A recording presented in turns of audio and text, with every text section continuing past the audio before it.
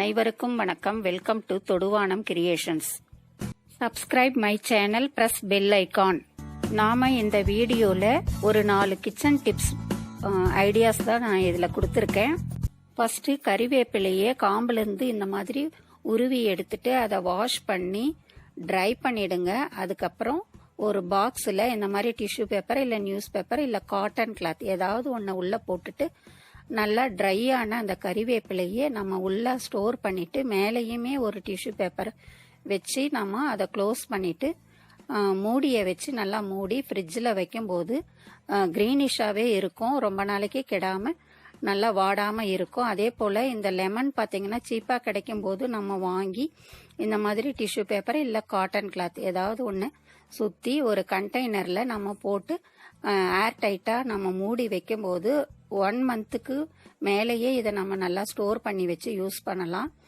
இந்த டிப்ஸு உங்களுக்கு எல்லாம் யூஸ்ஃபுல்லாக இருக்கும். நீங்களும் செய்து பாருங்கள். நான் செய்து பார்த்ததை தான் நான் இப்போ உங்களுக்கு வீடியோவாக போட்டிருக்கேன்.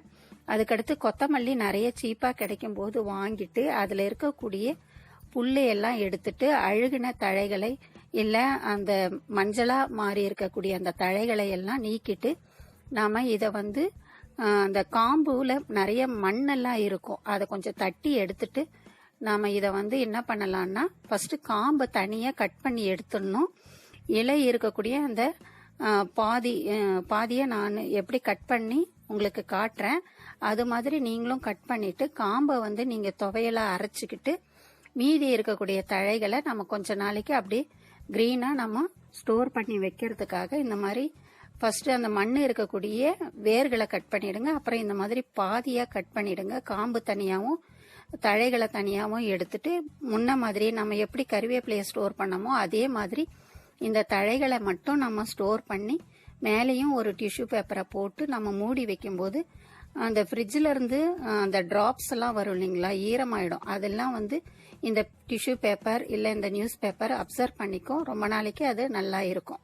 அதே போல் இஞ்சியை கூட நம்ம எப்படி ஸ்டோர் பண்ணலாம் அப்படின்னு சொல்லிட்டு பார்த்தீங்கன்னா இந்த மாதிரி முத்தின இஞ்சியை நாம் தனித்தனியாக பிச்சு எடுத்து அதில் இருக்கக்கூடிய மண்ணெல்லாம் நம்ம தண்ணியில் வச்சு கழுவிட்டு அந்த சைடில் இருக்கக்கூடிய சின்ன சின்ன முண்டுகளை எல்லாம் நம்ம உடச்சி எடுத்துடணும்.